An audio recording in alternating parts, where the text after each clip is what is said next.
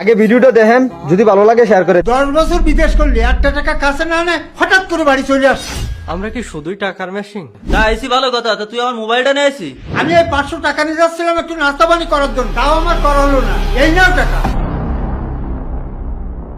দীর্ঘ 10 বছর পর প্রবাস থেকে আজকে বাড়িতে আসলাম। আব্বা দেখলে যে কতটা খুশি হবে না, দেখি আব্বার ডাক দি। আব্বা, আব্বা, কে কে বলছো? আব্বা আমি আলামিন।